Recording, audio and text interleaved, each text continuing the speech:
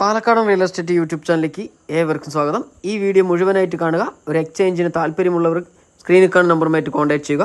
ആലത്തൂർ ഭാഗത്ത് എക്സ്ചേഞ്ചിന് താല്പര്യമുണ്ട്. ഈ വീടുമായിട്ട് 17 സെൻറ്റ് സ്ഥലവും 1150 സ്ക്വയർ ഫീറ്റ് വീട് ചുറ്റുഭാഗവും മതിൽ കെട്ടിയിരിക്കുന്നു.